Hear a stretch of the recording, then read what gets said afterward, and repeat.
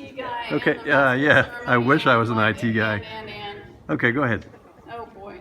All right. Hi everyone. Thanks so much for coming to help us celebrate the lives of our parents, Sterling and Ellie Williamson, and our sister Nova Williams. Our mother died in February of 2002, a long while ago. Nova in March of 2020, and our father in March of 2021. Our mother and Nova each had their funeral services in a church, but our dad's public celebration, we felt, still needed to take place, and some people requested it as well.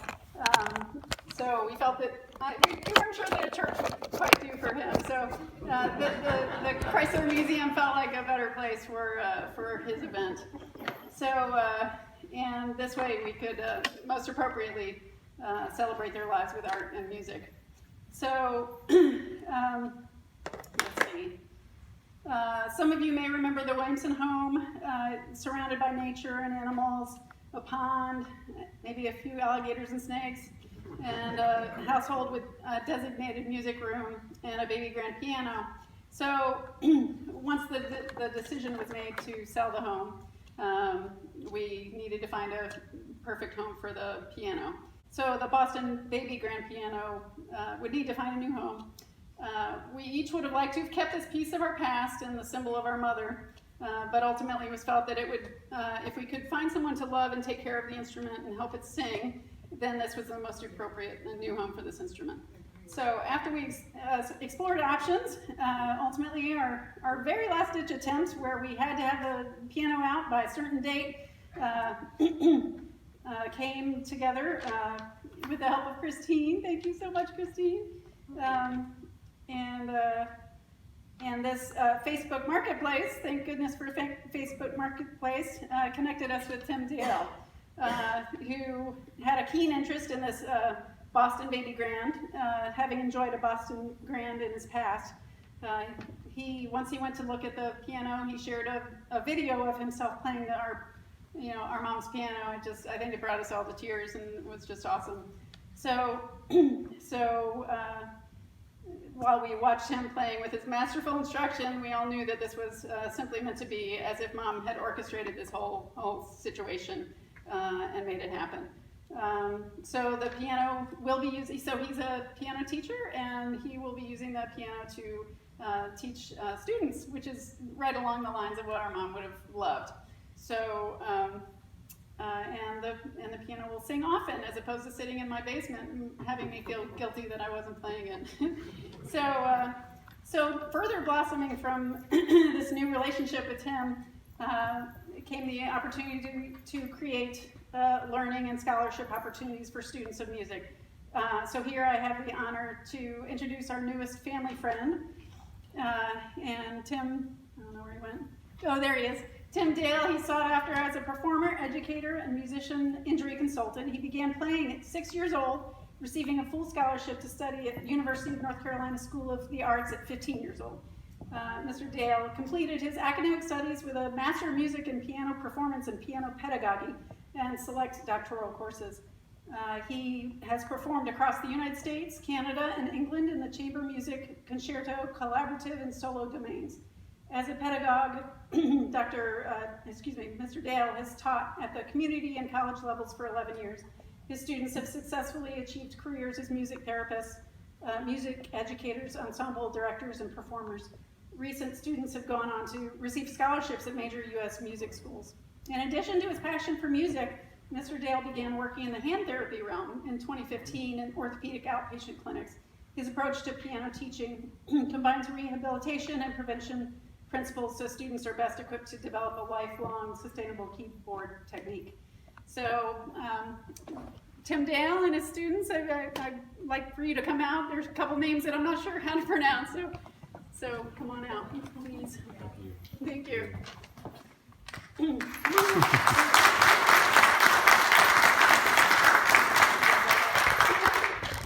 Just getting to know a few of you, but I already tell this family is very special and how much Eleanor Williamson meant to you all.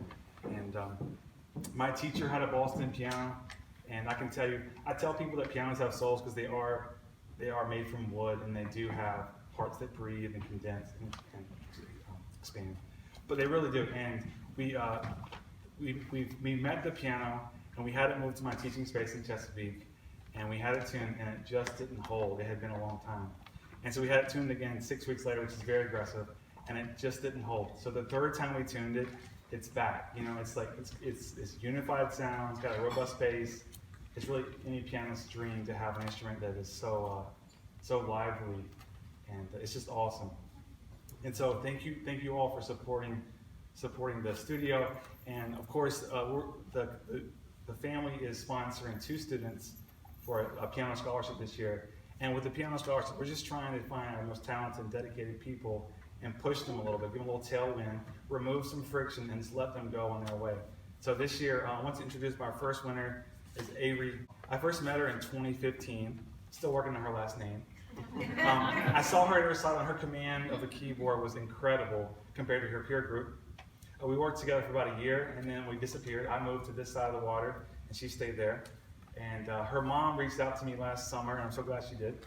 And I have a feeling that Avery one day is going to teach many pianists herself in this tradition, and she's going to have a very natural intuition for it. She doesn't know I've felt these things. So I want to say that she's about to enter high school. She's going to do a lot of great things, and she's exciting to work with. You know, these students, it's not a job to work with someone who's dedicated and who's passionate, consistent, right? Being consistent. There's so many things that a young person can do when they continue to apply that pressure. And so, Avery, this award is for your musical achievement and your future aptitude. Well done.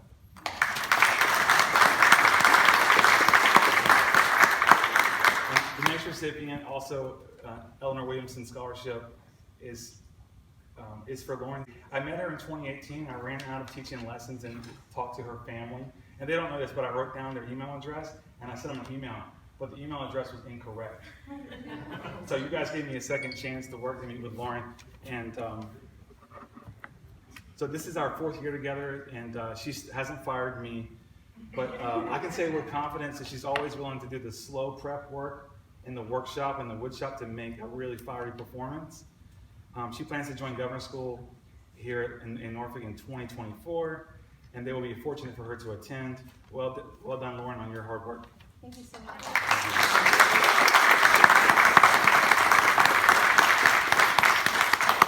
And lastly, our pipe dream was, I met Ellen by phone and online. I've never met you guys until today, so thank you again for having me. Thank you, Craig, Brandt, and Ellen, for allowing me to be a part of your mom's legacy. And I just want to say, spring of 2023, we're launching a local piano competition for 5 counties, 5 cities here in Hampton Roads. We're trying for 100 participants in our first year. I've got some people helping me with marketing, and just looking ahead, finding a venue. We're very excited about starting that tradition. We're going to run for 5 years, maybe stretch to 10, and then we're going to have, this be a part of our students' resources in the area. Giving them a chance to leave a lonely practice room and see others of their peers and see a higher level of playing. And we appreciate you guys sponsoring that for us. So our first performer is April, and she'll be out shortly. Thank you very much.